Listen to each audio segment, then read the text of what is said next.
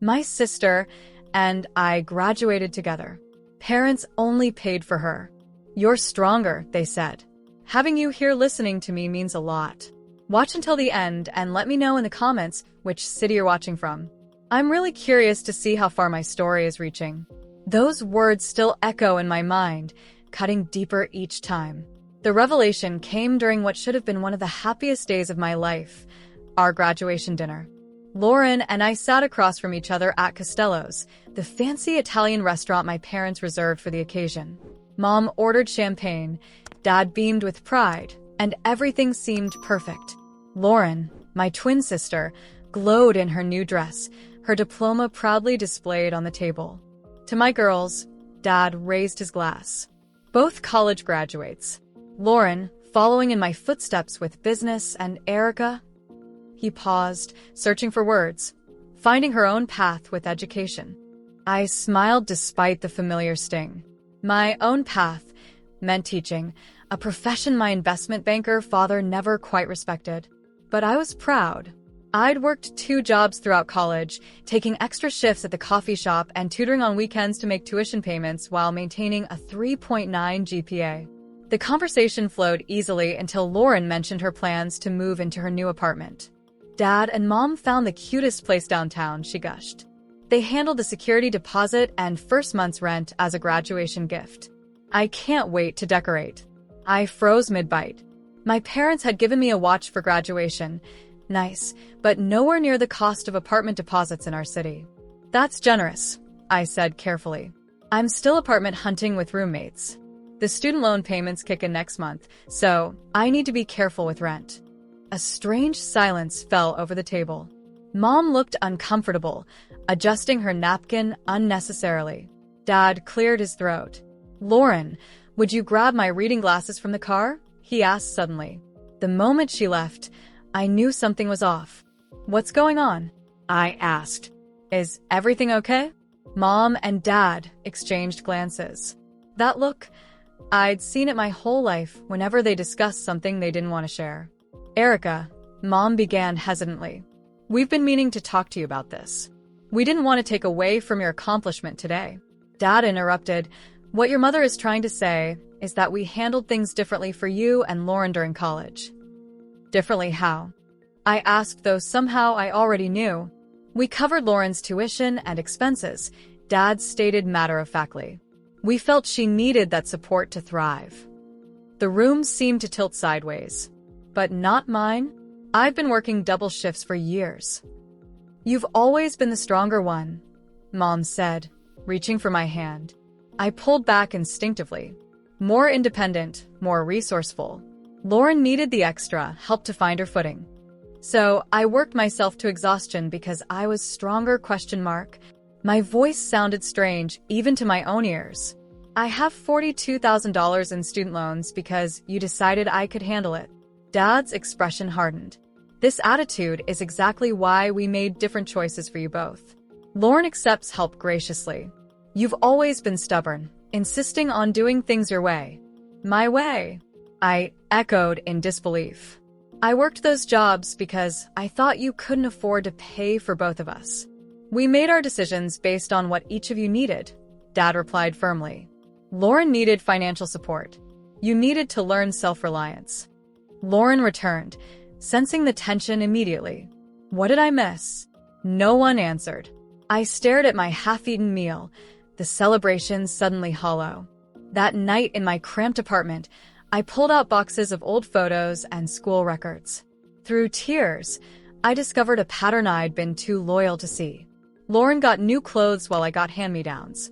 She received a car for her 16th birthday. I got driving lessons and bus passes.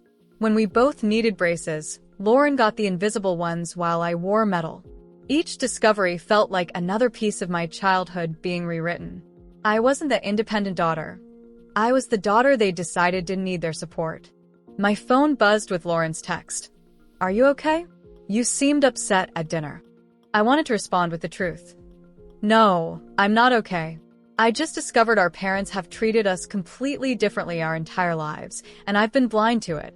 Instead, I turned off my phone and stared at the ceiling, a horrible realization washing over me. My student loan payments would follow me for years while Lauren started her adult life debt-free.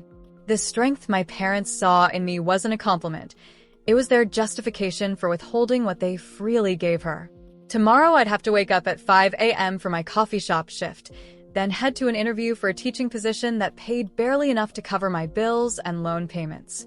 And for the first time, I wouldn't be doing it with pride in my independence, but with the knowledge that my struggle had been unnecessary, a choice my parents made for me without my consent. How do you confront the people who raised you when you realize they've treated you as less deserving than your own twin? And worse, how do you face the fact that you never noticed it until now? I called in sick to work the next morning. For the first time in 7 years, I allowed myself to break my perfect attendance streak. The revelation from last night had left me physically ill.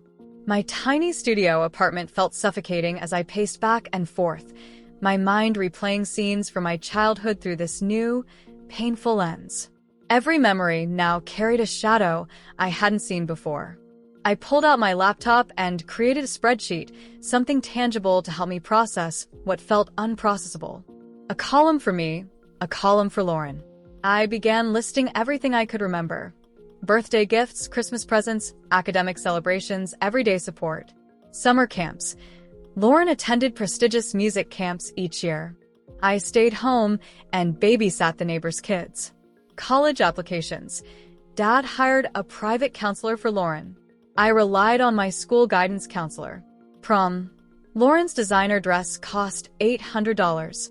Mine was $120 from a department store sale rack. The pattern was undeniable and devastating. What hurt most wasn't just the material differences, but realizing how this preferential treatment had shaped who I'd become. My independence wasn't an innate trait. It was a survival mechanism born from necessity. My phone rang. Lauren again. I hesitated before answering. Erica? Finally. I've been worried sick. Lauren's voice carried that familiar concerned tone she used whenever she thought I was being dramatic. I'm fine. I lied. Just needed some space. Is this about what Mom and Dad said about paying for my college? Because that's not my fault, Erica. They made those decisions. I gripped the phone tighter. Did you know? All these years, did you know they were treating us differently? A pause. Too long. I assumed you knew, she finally said. I mean, it was pretty obvious they helped me more with certain things. Obvious? My voice cracked. Lauren, I worked 30 hours a week during college because I thought our parents couldn't afford to pay for both of us. Well, that's on you for not asking them directly, she replied defensively. Besides, you've always been so proud of doing everything yourself. You would have probably refused their help anyway. Her words felt like a slap. Had I built my entire identity around a strength that was actually a response to being overlooked?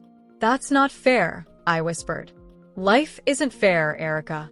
Look, I'm sorry you're upset, but I can't change how Mom and Dad decided to parent us. Maybe they saw something in you that made them think you needed to learn independence. And what did they see in you? I asked, immediately regretting the bitterness in my tone. I don't know, vulnerability maybe? You've always been the composed one. The one with everything figured out. I was the mess-up. I laughed humorlessly. I didn't have everything figured out, Lauren. I was drowning, but nobody noticed because I'd learned early on that nobody would help me if I showed weakness. Another silence stretched between us. Mom wants us all to have dinner this weekend, Lauren finally said, changing the subject. To clear the air. I can't, I replied. I have a job interview on Saturday and a double shift Sunday. Of course you do, Lauren sighed.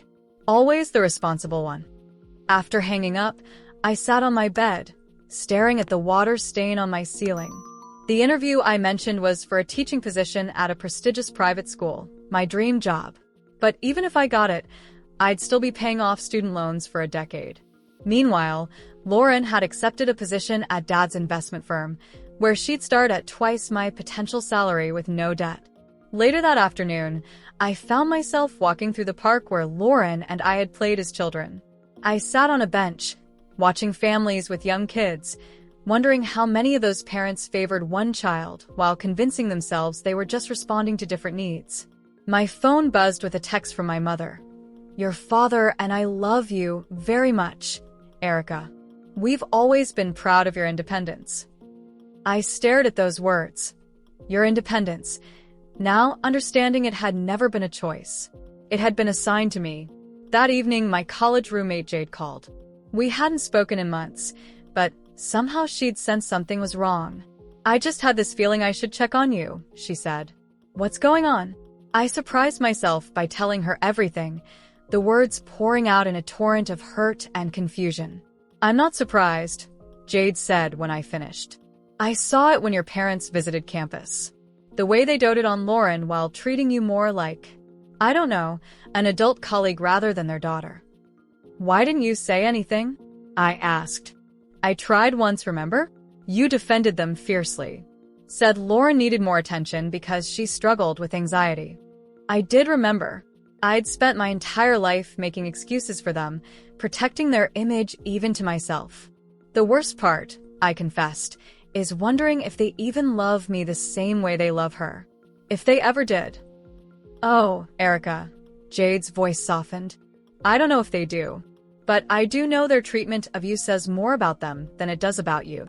After we hung up, I walked to my small kitchen and opened the refrigerator, staring at the meager contents. Even my eating habits reflected years of frugality, buying only necessities, never wasting, always calculating cost per meal. I closed the refrigerator and made a decision. I couldn't change the past or how my parents had treated me, but I could stop allowing their perception to define my worth. The strength they'd assigned me had become both my armor and my prison. Tomorrow, I would attend my job interview. I would pursue the career I loved, not because I was strong enough to overcome obstacles my sister never faced, but because I deserved happiness on my own terms. As night fell, I received another text from my mother. "Dad, and I expect you at dinner this Sunday. Family comes first, Erica. You know that. Family comes first." The irony wasn't lost on me. When had I ever come first for them? I didn't respond. For the first time, I wasn't sure what family even meant anymore. Sunday arrived faster than I wanted. Despite my initial refusal, I found myself driving to my parents' suburban home for the dreaded family dinner. I'd barely slept for days, rehearsing what I would say, trying to find words that could possibly convey the depth of my hurt. Their house looked the same as always: immaculate lawn, carefully trimmed hedges, and the BMW and Mercedes parked in the driveway. I sat in my used Honda for several minutes, gathering courage before walking up to the door. Mom answered before I could knock. "Erica, I wasn't sure you'd come." Her smile seemed strained as she pulled me into a hug I couldn't return. The living room was set for what my parents considered casual dinner, the expensive china they reserved for family gatherings, crystal glasses, and fresh flowers. Lauren was already seated on the couch, scrolling through her phone. There she is. Dad emerged from the kitchen, martini in hand.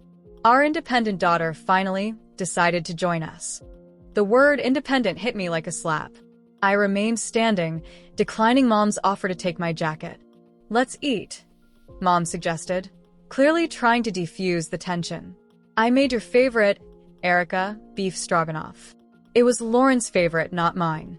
I preferred vegetarian food, something they would have known if they'd ever paid attention. We sat at the dining table, the conversation unnaturally polite as we discussed the weather and neighborhood gossip. I picked at my food, waiting for someone to address the elephant in the room. Finally, Dad cleared his throat. "Erica, your mother, and I wanted to have this dinner to clear the air. We sense you've been upset since graduation." "Upset?" I set down my fork. "I discovered you paid for Lauren's entire education while I worked myself to exhaustion and took on massive debt. Upset doesn't begin to cover it. We've been through this," Dad sighed. "We made different decisions for each of you based on your personalities." "You've always been stronger," I interrupted. "Yes, I've heard. But did you ever stop to think that maybe I wasn't inherently stronger? That maybe I became that way because I had to?" Mom reached for my hand. "Sweetheart, we always believed in your abilities." "You believed I could handle neglect." I pulled my hand away. "That's not the same as believing in me." Lauren finally looked up. Erica, you're being dramatic. Not everyone gets the same things in life. This isn't about things, Lauren. It's about equity and respect. It's about our parents deciding I deserved less support than you. We never gave you less love, Mom insisted, tears forming in her eyes. Didn't you, though? I countered. Love isn't just saying the words. It's showing up. It's sacrificing. It's making sure your children have equal opportunities. Dad's expression hardened. We gave you opportunities. We paid for your piano lessons, your school trips. After paying for twice as much for Lauren, I interrupted. I went through my childhood photo albums this week. For every experience I had, Lauren had too. For every basic necessity I received, she got luxury. That's ridiculous, Dad's voice raised. You're tallying up material things as if they're proof of love. They're proof of priority, I countered. Every decision you made showed who you prioritized. Lauren stood up abruptly. This is absurd. I didn't ask for special treatment. No, you didn't, I agreed, surprisingly calm. But you accepted it without question, never wondering why your twin sister was working night shifts while you went to parties. The room fell silent. We're sorry if you feel we treated you unfairly, Mom finally said, emphasizing the if in a way that made my blood boil. That's not an apology, I replied. That's you refusing to acknowledge what you did. Dad slammed his hand on the table. Enough. We've given both of you everything you needed. If that looked different for each of you, it's because you are different. This victim mentality isn't like you, Erica. I expected better. The final straw. Expected better? You've expected everything from me and nothing from Lauren my entire life. And now you have the audacity to be disappointed in me. I stood up, trembling with decades of suppressed rage and hurt. You know what the worst part is? I would have understood if you'd been honest from the beginning. If you'd said, we can only afford to fully support one of you through college and we're choosing Lauren, I would have accepted that. I would have worked those jobs without resentment. But you lied. You made me believe it was normal for me to struggle while she coasted. Mom was openly crying now. Lauren stared at her plate. Dad's face had turned an alarming shade of red. We did what we thought was best, he said through clenched teeth. For whom? I asked quietly. For Lauren? For yourselves? Because it certainly wasn't for me. I grabbed my purse and jacket. I have student loans to pay off. I can't afford to waste any more time here. Erica, please. Mom called after me as I headed for the door. Don't leave like this. I turned back one last time. I've spent my whole life being the strong one, the one who never complained, never asked for help. Not anymore. I deserve better than this, better than you. The door closed behind me with a finality that echoed in my chest. In my car, I finally allowed myself to cry, not just for the college tuition, but for the little girl who had always felt she needed to earn the love that should have been freely given. My phone lit up with messages from Mom, then Lauren, then Dad. I turned it off and drove away, with no destination in mind except away from here. 6 months after walking out of my parents' house, I found myself standing in front of Westbrook Academy, clutching my teaching contract. I'd gotten the job I interviewed for the day after our confrontation, but the victory felt bittersweet. I was rebuilding my life brick by brick, but the foundation still trembled whenever I thought about my family. I hadn't spoken to my parents since that night. Lauren had sent periodic texts, mostly defensive justifications followed by half-hearted invitations to move past this, which I'd largely ignored. The silence was both painful and liberating. MS. Walker? We've prepared your classroom. The administrative assistant's voice pulled me from my thoughts. I followed her down the hallway, my sensible shoes clicking against the polished floors of the prestigious private school. The irony wasn't lost on me. I couldn't afford to attend a place like this as a student, but now I'd be teaching here. My classroom was spacious and bright, with large windows overlooking a courtyard. A far cry from the underfunded public school where I'd completed my student teaching. The parents here can be demanding, the assistant warned with a knowing smile. But the compensation makes up for it. The salary was indeed generous, enough that I could finally move to a one-bedroom apartment closer to work. I was still paying off my student loans, but for the first time, the monthly payments didn't cause panic attacks. After settling into my classroom, I drove to my new apartment. The previous tenant had left behind a small potted plant, the only decoration in the otherwise empty space. I placed my suitcase in the bedroom and sat on the floor, overcome by a strange sense of grief and possibility. My phone buzzed.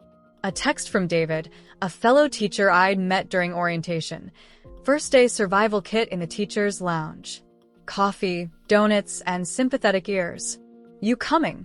I smiled, typing back. On my way. David had moved from Chicago 2 years ago and understood what it meant to start fresh. When I arrived at the lounge, he waved me over to a small group of teachers. Everyone, this is Erica, our new 4th grade language arts teacher, he announced. The next hour passed in a blur of names, teaching tips, and genuine laughter. These people knew nothing about my family drama, my twin sister, or my complicated past. To them, I was just Erica, the new teacher with innovative ideas and a passion for literature. As weeks passed, I established a routine. Weekdays were filled with teaching, evenings with lesson planning, and weekends with exploring my new neighborhood. I joined a book club at the local library and started taking yoga classes at a nearby studio. One Saturday, while buying groceries, I ran into Jade, my college roommate. Erica, I heard you were teaching at Westbrook now. She hugged me tightly. How are you doing with everything? We settled at a cafe, and I found myself opening up about the past months. I still have nightmares about that confrontation, I admitted. But during the day, I'm okay. Sometimes even good. Jade nodded. Have you talked to any of them since? No. Well, not really. Lauren sends texts occasionally, but they're always about how I'm tearing the family apart by not coming to Sunday dinners. Classic. Jade rolled her eyes. Make you the problem for having boundaries. The weird thing is, I stirred my coffee thoughtfully. The longer I'm away from them, the more I realize how dysfunctional our family was. My whole identity was built around being the strong, independent daughter who never needed help. But that wasn't strength, it was conditional love. Have you considered therapy? Jade asked gently. A friend of mine goes to someone who specializes in family trauma. I could get you her number. 2 weeks later, I sat in Dr. Mitchell's office, nervously picking at my sleeve. Family dynamics often create roles for children, she explained after I'd shared my story. The golden child, the scapegoat, the responsible one. These aren't chosen by the children, but they shape who we become. I was the responsible one, I said quietly. And that served your parents' needs, Dr. Mitchell nodded. They could focus their resources on Lauren while feeling virtuous about encouraging your independence. Over the next few months, weekly therapy sessions helped me understand that my family's treatment wasn't my fault, and more importantly, it wasn't my responsibility to fix. Meanwhile, my professional life flourished. My students responded well to my teaching methods, and the principal had already hinted at a leadership position for the following year. I formed genuine friendships with colleagues, particularly David, whose kindness gradually evolved into something deeper. One evening, as we graded papers together in my now-furnished apartment, David asked, "Would you like to join me for Thanksgiving? My sister's hosting in Philadelphia." I hesitated. Holiday invitations always triggered thoughts of my own family. "You don't have to answer now," he added, sensing my discomfort. "It's not that I don't want to," I explained. "It's just complicated." Holidays were always when the differences between how my parents treated me and my sister became most obvious. David set down his pen. "You've mentioned your sister before, but never the details." So I told him everything, the graduation dinner revelation, the confrontation, the months of silence. "I'm sorry," he said when I finished. "That's a lot to process. But for what it's worth, I think your strength is real. Just not in the way your parents framed it." "What do you mean?" "It takes enormous strength to recognize harmful patterns and break away from them. Most people just keep repeating what they know, even when it hurts them." His words stayed with me that night after he left. Perhaps I was strong, not because I could endure neglect, but because I had finally refused to accept it. The next morning, I received an email from Lauren with the subject line, Dad's birthday dinner. Inside was a formal invitation to a restaurant celebration, as if nothing had happened. My finger hovered over the delete button, but something stopped me. Not guilt or obligation, but curiosity. What would it be like to face them now? Not as the daughter desperate for approval, but as the woman who had built a life on her own terms. I didn't respond immediately. Instead, I took the question to my next therapy session, trying to determine if I was strong enough for another encounter, or if true strength meant protecting myself from further harm. 2 years after walking away from my family, I found myself driving the familiar route to my hometown. The invitation to my father's birthday dinner had gone unanswered, but here I was now, returning for a reason I never anticipated. My father had suffered a heart attack. The call came from Lauren at 3 a.m., her voice uncharacteristically fragile. He's stable, but it was serious. They've done a bypass surgery. The unspoken message hung in the air. You should come home. Dr. Mitchell's words echoed in my mind as I navigated the highway. Going back doesn't mean surrendering your boundaries. You can be present without reverting to old patterns. Easy to say, harder to execute when the exit sign for my hometown appeared. My hands tightened on the steering wheel. The hospital was a sprawling complex on the edge of town. I took a deep breath before entering, reminding myself that I wasn't the same person who'd left 2 years ago. Lauren spotted me first in the waiting room, rising from her chair with visible relief. You came, she said, moving toward me hesitantly, as if approaching a wild animal. How is he? I asked, sidestepping her attempt at a hug. Recovering. Mom's with him now. She gestured to the chairs. They're only allowing one visitor at a time. We sat in uncomfortable silence until Lauren spoke again. You look different. I did. My hair was shorter, professionally styled. My clothes were still modest but of better quality, small luxuries I now allowed myself. Westbrook must be treating you well, she continued. I saw they featured your literacy program in the Education Journal. I was surprised she'd noticed. It's been rewarding. The conversation stalled again until Lauren suddenly blurted. I broke up with Todd. Todd had been her boyfriend since college, the one our parents adored because his family belonged to the same country club. Why? I asked, genuinely curious. She stared at her hands. He wanted me to quit my job when we get married. Said my career was cute, but unnecessary once we had kids. She looked up. I kept thinking about what you said that night, about accepting things without question. I realized I've been doing that my whole life. Before I could respond, Mom emerged from Dad's room. She stopped abruptly when she saw me, fatigue etched into every line of her face. Erica, she whispered, you're here. I stood, unsure of the protocol after 2 years of silence. How is he? Tired. In pain. But the doctors say he'll recover with time and lifestyle changes. She hesitated. He'd like to see you. The hospital room was dimly lit, the rhythmic beeping of monitors providing an ominous soundtrack. Dad looked smaller somehow, diminished against the white sheets. His eyes opened as I approached the bed. Erica, he said hoarsely. You came? Yes, I replied simply, taking the chair beside him. Lauren tells me you're teaching at Westbrook now. Private school. A familiar note of approval crept into his voice. Even now, he was evaluating my accomplishments. I confirmed. I enjoy it. Always knew you'd land on your feet. He shifted uncomfortably. You're the stronger one, don't. I cut him off, my voice quiet but firm. Please don't say that again. Silence stretched between us. Finally, he spoke again, his voice different, lacking its usual confidence. The doctors say stress contributed to this. He gestured weakly at his chest. Made me think about things. About mistakes. I remained silent, afraid to hope this might be the acknowledgement I'd waited for my entire life.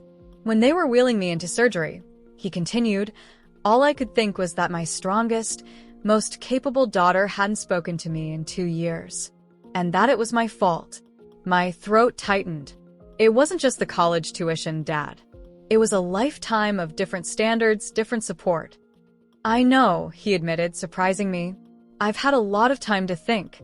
Your mother and we convinced ourselves we were doing what was best for both of you. Lauren seemed so fragile, and you were always so capable. We thought we were balancing things. By making me carry more weight?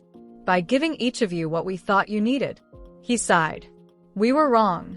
About so many things. I wasn't prepared for this. Not for the acknowledgement. Not for the fragility in my father's voice.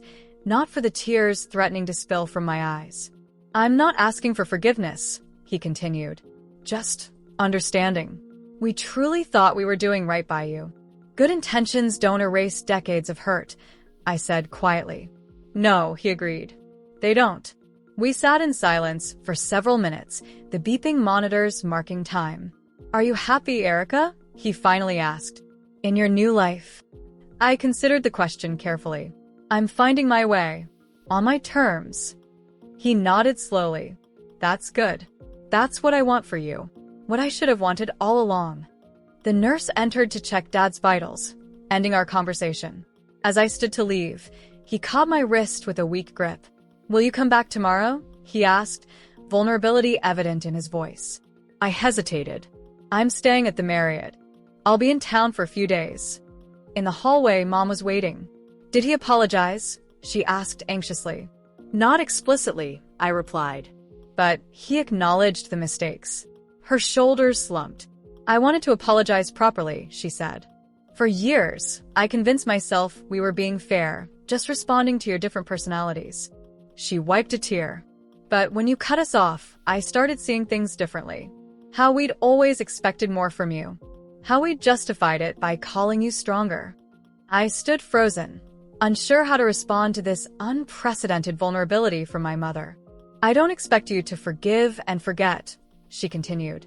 But I hope with time, we might find a way to have some kind of relationship. A different one. A better one. As I walked back to my car that evening, I felt strangely hollow. The acknowledgement I'd craved for so long had finally come, but it didn't magically heal the wounds of my childhood. Still, something had shifted, not just in them, but in me. Back at the hotel, I called David. They actually admitted they were wrong. I told him, still processing the day's events. How does that feel? He asked. Complicated. I replied honestly. Part of me is still angry. Part of me is relieved. And part of me wonders if it's too late. Too late for what? I considered the question, watching the sun set over my hometown. Too late to have parents. Not perfect ones. Just parents who see me. 1 year after my father's heart attack, I stood in the backyard of my parents' home, watching guests mingle at the garden party. Dad's health had improved significantly, partly due to the strict diet and exercise regimen my mother enforced with surprising discipline. More lemonade? David appeared beside me, offering a glass. After meeting my family during my father's recovery, he'd become an unexpected bridge between my past and present. Thanks, I smiled, taking the drink. Still feels surreal to be here. In a good way or a bad way? He asked, his hand finding mine. Both, I admitted. It's not perfect, but it's different. The past year had been a careful dance of boundaries and tentative connections. After Dad's recovery, I'd returned to my life in the city, but maintained limited contact. Monthly phone calls with Mom, occasional emails with Dad, even sporadic texts with Lauren. Each interaction was measured, deliberate, protective of the independence I'd fought so hard to establish. Across the lawn, Lauren chatted with colleagues from her new job, not at Dad's firm, but at a nonprofit she'd joined after breaking up with Todd. The change had surprised everyone, especially our parents. Erica. Mom waved from the patio. Could you help me with a dessert? In the kitchen, she arranged cookies on a silver platter while I sliced the cake. These look store-bought, I observed, nodding toward the cookies. Mom laughed, a genuine sound I was still getting used to. They are. I've realized there are some battles not worth fighting. Perfect homemade cookies being one of them. The admission was small but significant. The old Margaret Walker would never have admitted defeat, especially not in her domain of domestic perfection. Lauren mentioned you're considering a promotion, she said, changing subjects. Curriculum director? I'm applying, I confirmed. It's competitive, but I've built a strong case. I've no doubt, Mom replied. You've always been. She stopped herself, wincing. Sorry. Old habits. The word stronger hung unspoken between us. Once a weapon of inequality, now recognized for what it was. It's okay, I said, surprised to realize I meant it. I am strong, just not in the way you used to mean it. Mom nodded, understanding the distinction. Your father and I were discussing your student loans last week. My guard instantly rose. Mom, we've talked about this. I'm handling them. I know. She raised her hands in surrender. We respect your decision. It keeps me up at night sometimes, thinking about how differently we handled things for you and Lauren. I continued slicing the cake, unsure how to respond. My parents had offered to pay off my remaining student loans 6 months ago, a gesture meant as reparation. I declined, not out of spite, but because financial independence had become integral to my identity. We set up an education fund, Mom continued cautiously, for your future students. Anonymous scholarships for kids who might not otherwise afford college. I set down the knife, genuinely surprised. You did. It was your father's idea, actually. Said if you wouldn't let us fix the past, maybe we could help change the future. Outside, laughter erupted as Dad attempted to demonstrate his new golf swing to a group of amused onlookers. He moved carefully but with determination, a man granted a second chance and intent on using it wisely. He's different, I observed. We both are, Mom replied. Near-death experiences have that effect. So does losing a daughter for 2 years. We carried the desserts outside, where Lauren immediately claimed the first slice of cake. As I watched my sister chat animatedly about her latest project, I realized she too had changed, growing into herself rather than the reflection our parents had always preferred. Later, as the party wound down, Dad caught me alone by the old oak tree where Lauren and I had once played as children. Got a minute? He asked, lowering himself carefully onto the garden bench. I sat beside him, noticing the new lines on his face, markers of vulnerability that had never been there before. I've been thinking about something you said in the hospital, he began. About good intentions not erasing hurt. I nodded, remembering. You were right, he continued. And I've been trying to understand how we got it so wrong with you. He gazed across the yard where Mom was saying goodbye to the last guests. We thought we were preparing you for the world by making you self-sufficient. Instead, we just made you feel less loved. Not less loved, I corrected gently. Conditionally loved. Like I had to earn what Lauren received freely. Dad winced but nodded. I'm sorry, Erica. Truly. The words were simple but profound, coming from a man who had rarely apologized for anything in his life. I know, I replied. Your mother and I, we're trying to do better. Not just with you, but with Lauren too. She needed more guidance than we realized, not just indulgence. I thought about Lauren's recent transformation, her newfound independence, her meaningful work, her growing confidence. She's finding her strength, I observed. Like her sister, Dad replied, a hint of genuine pride in his voice. Though I suspect she always had it. We just never required her to use it. As the sun began to set, David joined us, respectfully acknowledging my father before turning to me. Ready to head out? We've got that dinner reservation at 7. Dad stood, extending his hand to David. Take care of each other, he said, a simple blessing for the future we were building. Later that night, in our apartment, I sorted through the mail that had accumulated during our weekend away.